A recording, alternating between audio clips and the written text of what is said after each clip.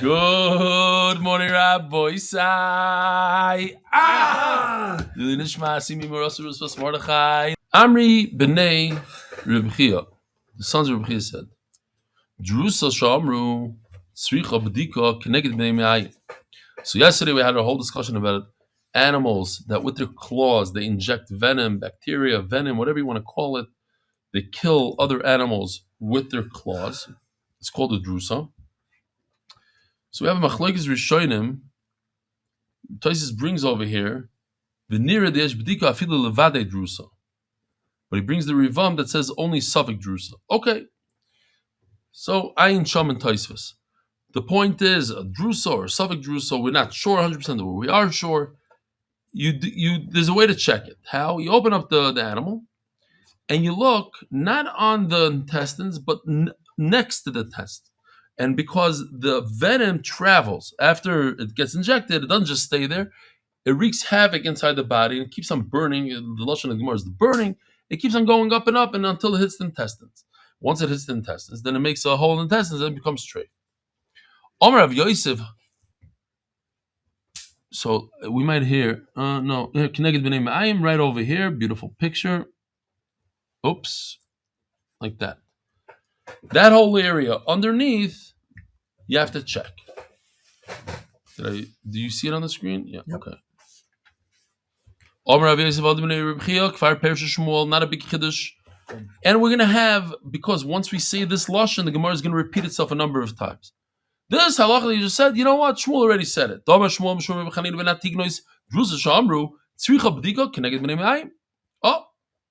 he said it already, Shmuel. Yes, Jerusalem Simanim. What if a cat? So we spoke about a chatul, a cat. We spoke about a lion, also a type of a cat. Lion for sure grabs an animal by its neck. On the Simanim, perhaps Simanim could withstand the venom. Oh yeah, in Jerusalem Simanim, maybe not. Here, same kind of lashon. We already saw this halacha. Drusa sha'amru tzricha b'dika keneged beis hachalal kulai.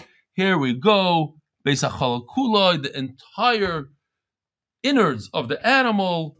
Va'afilu b'simanim, even all the way up, like in this drawing, the pink circle, all the way up to the kanem veshet up here. You have to check everything. Zog the Gemara, ba'ilfa simanim shenidaldalu b'kama. So we had Rav Amitai ben David by the Shechita show us how the simanim are ripped open. No, not this one. No. Okay, no. Ba'ilfa simanim shenidaldalu b'kama. Omer Reb Zera, when you have the kan and the veshet that are popped out, they're not really attached strongly. Ba'ilfa, how much are they detached? Same lashon. You already said it. What's the problem? 51% detached kana veshet. That's a problem. When the meat of the animal starts rotting, decaying, how much? Review the fourth time that we have it.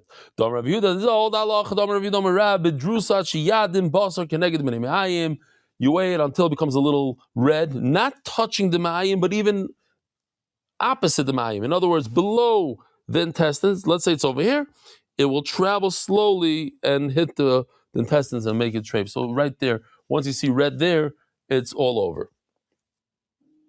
Says the Gemara. Once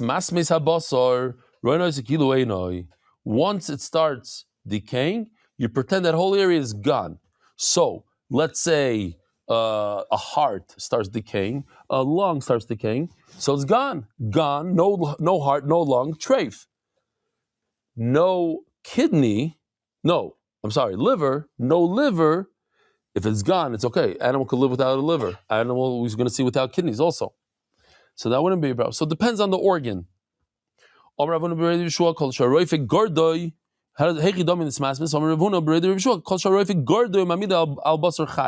Let's see the new Gardai, what he did the second time. If not, we'll go to the first one. No, not that one. That's the original. That if he peels it down and then the meat, here's on the left you see decaying meat. On the right, if he's able to peel it with a fork. Says Gemara. So as long as the doctor peels it down and you see the live meat, that's nismasmas. Oh, interesting story. They bring a lung. It's a type of a lung. So here's the story. They come up with the lung. I have a video of it. You take the lung, you plop it down on the table, it looks perfect. But when you try to pick it up, small pieces fall off of it. So what's that lacha? Here, let me show you what it looks like. Here it is. It's on the table, looks normal, right? As soon as this guy lifts it up, it starts falling apart into pieces. So, we said that it's treif based on, go over there, please, Darton. This shear is not for you. I'm talking to the flies. We said that it's treif, why? Based on the halacha that we said that any time that the doctor peels it away and it sees the meat, it's treif. Okay. Oh, you listen to me. Good boy. Dead boy. Rav Nachman Omar bekoitz at shetinok of the chol. Jumping to Malchalach, yeah. So we're finished. So the halacha is if you have a thorn, when it punctures the inside of the animal, that's treif. Why? Because now I have to be chayshish that it already got all the way in. Maybe it punctured the intestines. Bedrusa, when you have a drusa mishiyadim b'nei ma'ayim, we had this before, when the meat becomes red opposite the intestines, even before the intestines, because it's going to travel. Rav Zvid masna hoche, and Rav Zvid says bedrusa mishiyadim b'nei ma'ayim. B'simanim, and the difference is in simanim atchiyadimu simanim atzmam. When it comes to the trachea and the esophagus, then they themselves have to be red. When it comes to intestines, even the meat below it is the intestines are sensitive enough that they'll be affected by that venom. Omer Papi, Boy Rav Bibi Barabayo, Veshet, or Dafnun Dalad, Omer on top, Veshet Nikuvasi B'mashu. When you have the esophagus, one tiny hole makes it treif, just like this. A little hole in the esophagus makes it treif. Drusasai, when it's a drusa, it's mashu. Now you're telling me, yeah, kana nikuvasa b'ki iser, drusasa b'kama. When it comes to the trachea, the breathing tube, it's a much larger hole, the size of a coin.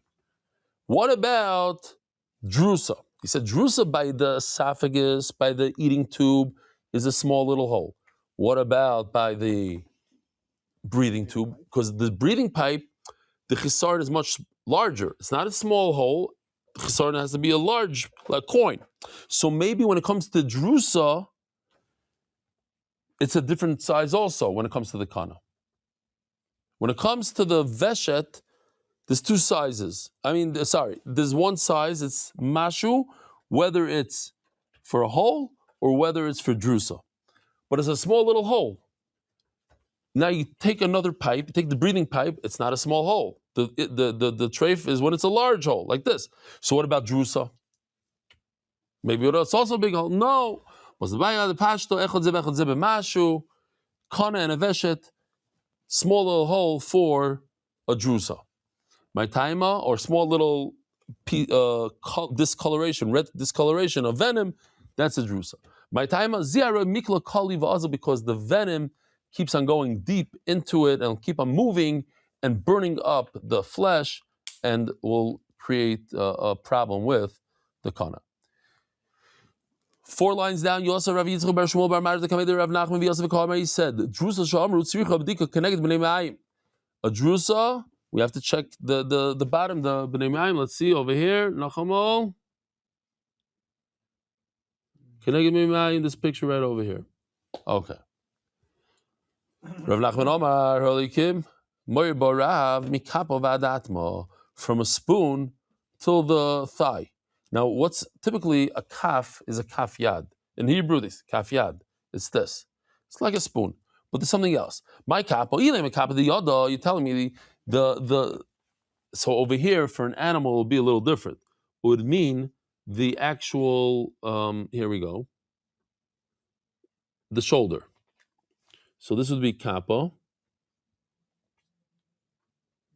So says the Gemara, if you're telling me that, and it goes all the way to the thigh, so you have to check all that area. Isn't that identical to this that we just showed a second ago? This one right over here. It's the same arrow, same amount. What do you gain by calling it something else? Just say bnei mayim. Says Gemara, you're right. So let's take a look at it here. First, we thought it's from one thigh bone to the other, but which is the bnei. Now, take a look at the arrow. It's going to grow. Oh, bnei is in there. And the Gemara says, no, it's from the thigh bone, the rear thigh bone, all the way to the brain. That's also called a kaf. So it's talking about the brain, the kaf of the brain. Says the Gemara, Rabbi Chia bar Yosef, when Rabbi Yosef came up to Eretz Yisrael, Ashkechinu Rabbi Yochanan v'Rish Lakish the Kamri. He bumped into Rabbi Yochanan v'Rish Lakish. Unbelievable. The G'dayli Olam, Rabbi Yochanan v'Rish Lakish.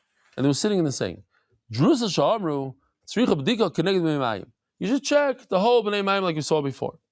Amar Lahu, as he said, Elikim, Moiri Barav, I heard Rav and Bavel say something else. Mikapa Vadatma. Not the B'nei Mayim, but from the thigh all the way to the brain.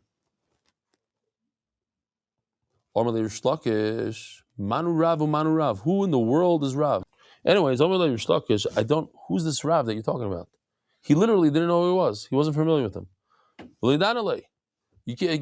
People keep on mentioning halachas from Rav.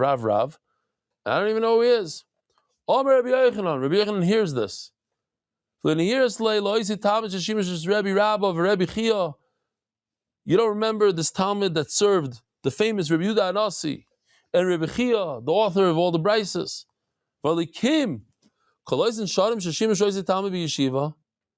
When that Talmud was in yeshiva, when that Talmud was sitting down in when we were learning, I had to stand. In other words, Rav is more choshev than me, says Rabbi Yochanan.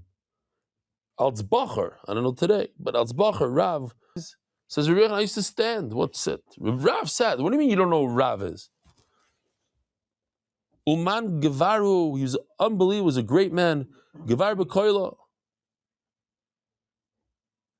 He was great in everything, in Torah and in Chasidus, in both. So says Rish Lakish, you're right. I remember he has a great name. I'm going to mention him for the good. And they said a thing in his name, Shmuto Shchuta Kshera. If you find the trachea, the kana, dislodged, but it's also shechted, kosher. Why? It's impossible for a dislodged trachea to be shechted. How are you going to shecht it? It's dislodged. It's moving around over there. Says what you do is you take this dislodged trachea and you shecht it now again a second time, and you compare the colors. If the colors are the same, that means it's no good, because that means the color that occurred after the shechita, which is the new cut that I just made, is identical to the first one. If they're different, then you know that it's a good shechita. Why? Because your cut came after the shechita and it looks like this, and the first one looks different, and it was a good shechita, it was connected. You didn't grab on to the simanim. Yeah, Kobe did a great job here. He helped me out a lot. Oh, there's a shmuta v'shchuta. Dislodged completely, out of place. Shchuta. Now let's see. Maybe the next one will be the one we're looking for. Yeah. No. There. What was this? Oh, I don't know what that is. But here he's literally, in our shechita, he's holding onto the simanim. You can see the simanim in his hand. If you grab it, now there's no reason, so even if it's dislodged, you could still shecht. Before, Rabbi Yochanan says, oh, how are you going to shecht it if it's not attached? It's wiggling around in there. You're not going to get a good cut. He says, no, but if he's holding on to it, he's going to get a good cut. So it's not a right that it wasn't dislodged. Okay, next sugya. Zeh. So we learned in the Mishnah, the last thing in our Mishnah, the famous Mishnah of Elu Treifos, there's a rule. After we say all 18 Treifos, there's a rule. What's the rule? That if an animal gets some sort of injury that causes another animal, usually another animal will die from it, that'll create a Treifa. Says Gemara Lasuyimai. What is this coming to include? Lasuyi Shev Shmaitza. So to remind the Olam, Shev Shmaitza, the 7, that's the name of the famous Sefer, based on this, I guess. That when the Mishnah says there's 18 treifas, but in Zeh Klal, I got to add another 7. There's really 25. The Beyosef Rishba Mochu Begidon Shaya, fascinating story here. The family of Yosef, the hunter, he was a hunter. To remind the Olam about the hunting, we had a Tana that he would hunt. He was such a good hunter. They would take an arrow and shoot a bird out of the sky as it was flying, cut its 2 simanim. The bird would fall down, and they would check, make sure it's not a drusa. As the deer is running by, you shoot him with an arrow. You hit him in the gid anasha. Now he can't run anymore. His sciatic nerve goes. Pfft. Could you eat such an animal? Could you run, grab him? He's limping away, and shecht him. Yes or no? Well, it will depend if you created a treif or not. Now, it's not brought down in the Mishnah. It's not brought down in the Shev Shmaitza. It's not the 7. So what is it? Here it is. There's some picture here of hitting the... Okay. Here's the sciatic nerve. We're not allowed to eat the gid anasha. And in the shechita, he showed us exactly where it is. It's very obvious where it is. Oh, here we have a video. Oh, that's why I couldn't see it.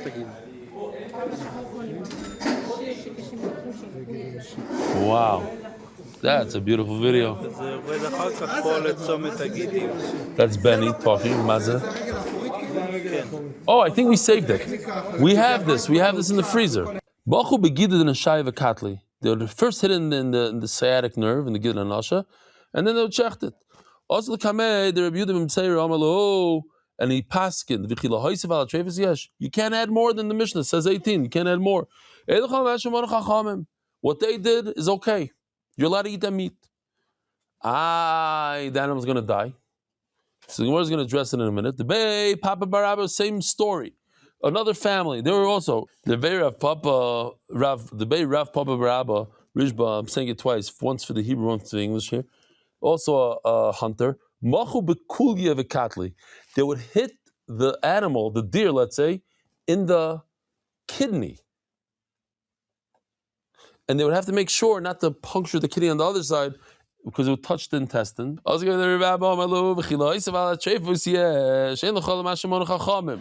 Says the same thing. You're hitting it. It sounds strange that you're shooting an animal in its kidney and you could eat it afterwards with the shechita, of course. But you can't be moisef on what the chacham said. But at the end of the day, it's going to die. So why is that not a treifa? If you give it the right medicine, it will live. So, but obviously you have to say that only applies to things that are not in the Mishnah. But the 18 things in the Mishnah, let's say it has a hole in the heart. You can't give it medicine or give it a surgery and say, hey, this thing is going to live 5 years. Once the Mishnah says that's a treifa for all generations. Says the Mishnah, very similar to what we had the first Mishnah of our parak, but the reverse. The first Mishnah is Elu treifos. These are what causes an animal to be a treifo you can't eat. And then this Mishnah says, Ve'elu ksheres b'behema. What's kosher in an animal? Nikva hagargeres. You take the trachea, the kana, and a little hole in it is okay, as we said before. Oishin nizdika. His nizdika, you have a slice that goes, as long as you have a little bit on both sides, you have the slice. And what's interesting that we learned is that with the trachea, if the animal bends its neck to eat grass, it's going to tighten up. It's going to schlep it and make the two pieces come together. So that's actually good because then it'll start healing. The problem is if you take action, let's say it's sliced the other way, so every time it bends its neck, it keeps on popping open, so it'll never heal. Atama techsar, how much do you need from this kana to be treif? There's a coin called the Isra Talki. If the skull is something went missing there, but don't worry about it. The membrane that surrounds the brain is not punctured, kosher. Even though a piece of listen, people live without pieces of skull. Little babies live without they have a big hole over here until the skull fuses itself. You can live without it. Nikav alev, even a hole in the heart. Here's the picture. Oh, first let me show the picture here. It's all in order now, so we can see it. Here, a little bit of the skull is missing. Kosher. Here's the heart. As long as the hole doesn't penetrate into one of the chambers, kosher.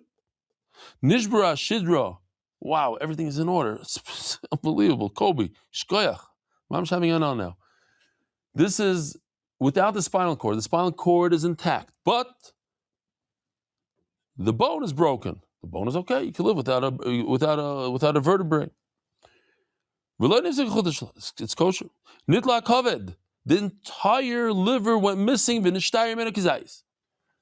Oh, here. No, there's another picture, not in order. Maybe over here. Let's see this one. So, anyways, you see the liver. The liver went missing. Now, boom, gone. As long as a piece of kazayis is missing, it doesn't have a kazayis there. But you get the idea. The kazayis has to be there. A little bit. Why? Because the liver regenerates itself. Even if you leave a little, it'll go back. Beautiful. Here's the picture. So, as you can see, again, the food goes into the keres. From the keres, it drops into the basic koisis on the right, then goes into the hemsis on the left. It's beautiful how it looks. It looks like a honeycomb, and this one looks like this. But if you look closely, there's a hole from one to the other where the food goes in. He goes ahead, and he makes another hole. There's another hole with a needle here. You see the needle go through and through? Gurish is geschehen, favos.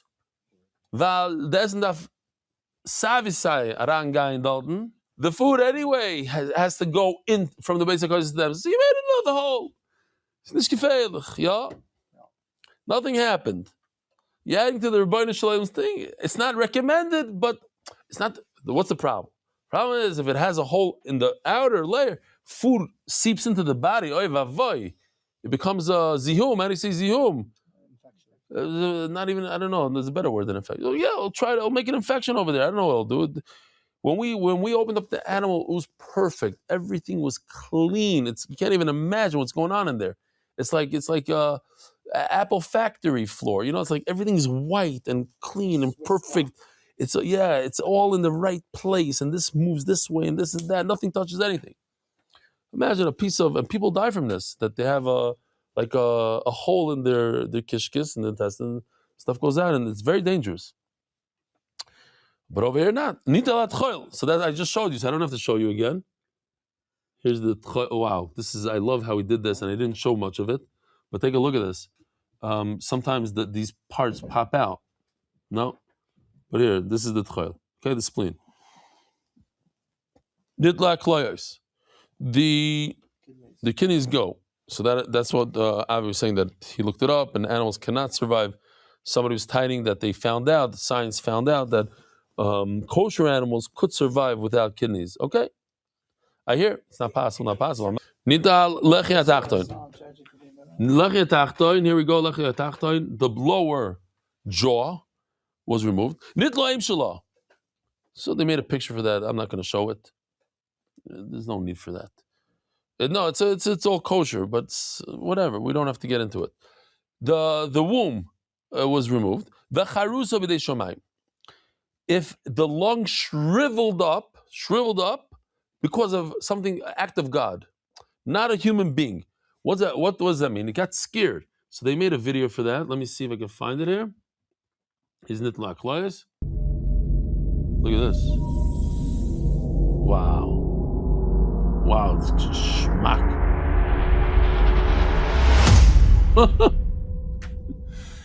Two human beings came and took the kloyos. Says the Gemara, Mishnah.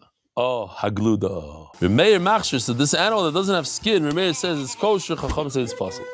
Itmar. The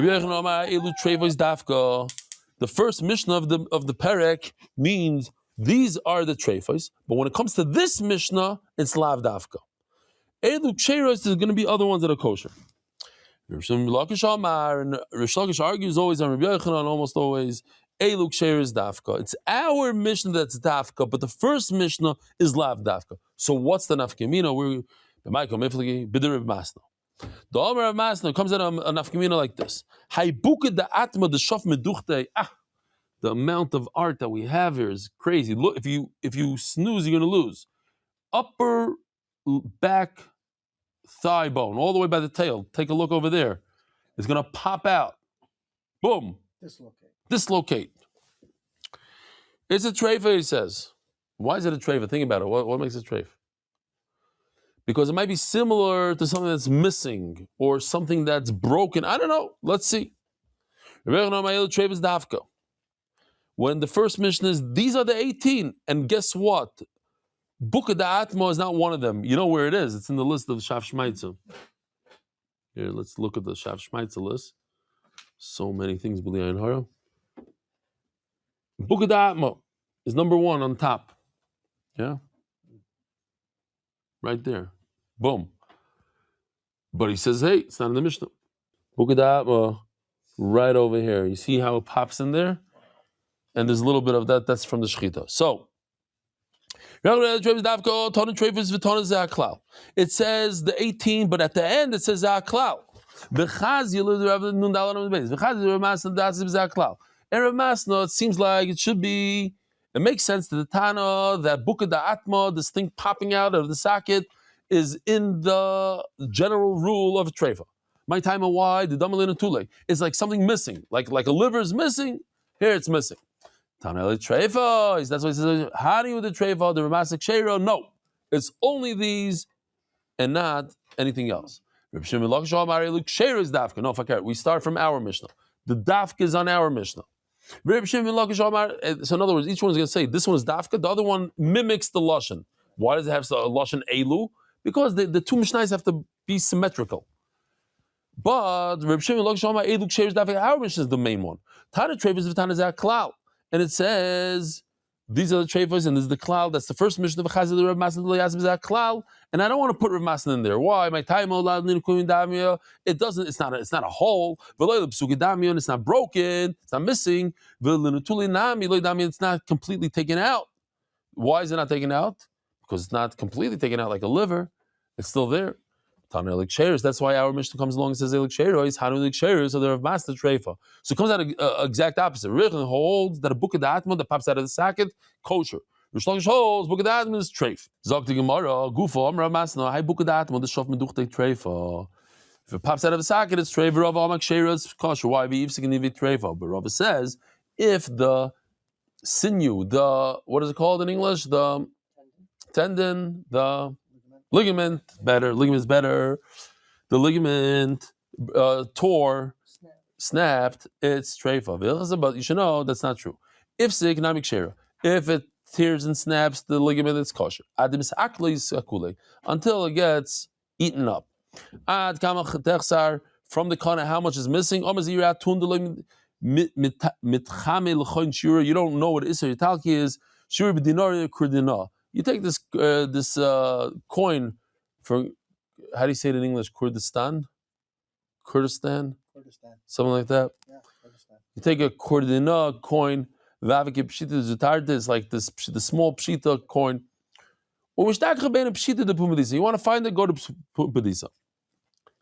Omer Rebbe Chana Pasura, so Rebbe Chana, the money changer. Says Rebbe Chana, listen to this. He's brought in the Gemara.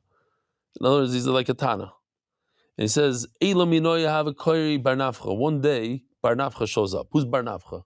the son of the smith, the guy that works with metal. Who's the son that works with metal? Rabbi Yochanan, the famous Rabbi Yochanan. His father seems like it was maybe a simpler person, a smith guy. How do you call him? Not a smith. A smith. How do you call him? Welder? No, but the word is smith. But does it have a blacksmith? Maybe blacksmith. Yeah. He says, Reuven shows up at my shop. Why? He wants money, coins, so he could show the Talmidim how big is missing from the kana, and it makes a treif. This is an amazing story. I try to stand up. Like Yoni Meisels works for Ari Simon. He doesn't own the change. I wanted to stand up, go like this, like you do for a gadol. Rabbi Yochanan, the gadol Adar in Eretz Yisrael. He was the greatest. V'lo shafkani, and he said, it's also for you to stand up for me. Omar li shave b'ni shave, sit down. When you work for somebody, so says the Gemara, and I'll bring you a raya. Now it's not a raya, kasha, v'loi, but nan. We're talking about the Bikurim. So now they're coming to Yerushalayim, and all the workers get up and give them a lot of kavod. How are they allowed to get up and give them kavod? You're not allowed to stand up. You have to continue working. Now these guys look like they were battling over there. Maybe they're the store owner. Okay. Fine. The point is, see, they got up for them. V'shoylim, listen to this. They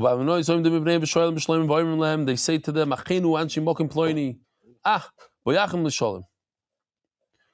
So one akuda that I want to point out here, it's unbelievable, human nature. If the whole Yerushalayim, they all got up for you, Givaldik, but they're not getting up for you. They get up for you, and you, and you, and you. Thousands of people coming, and all thousands, everybody gets up and gives them the whole kavod. Yet it feels so good to get some kavod. You know, a little kavod, even if you know that everybody else is getting it. It feels geschmack. It's kavod ameduma. It's called kavod. It's fake. All kavod is fake. But this is mamash obvious. No, it still gives a guy a little, tickle. Like, feels good. They stood up for me. It's not for you. It's the other guy. I know he's not standing up for me. He's standing up for everybody. The whole tzfat is here. The whole Tveria, the whole Bet Shemesh just came. Everybody. No. So that's one nakuda. Another nakuda, beautiful nakuda here. Says Gemara, and we're done with this. Just want to say this nakuda.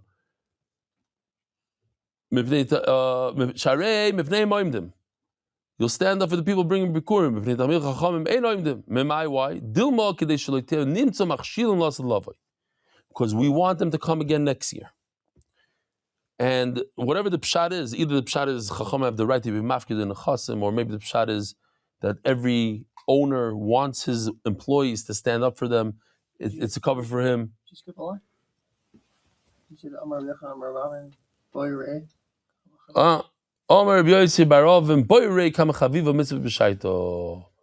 Look how much it's beautiful, this mitzvah, when you do it. Rabbi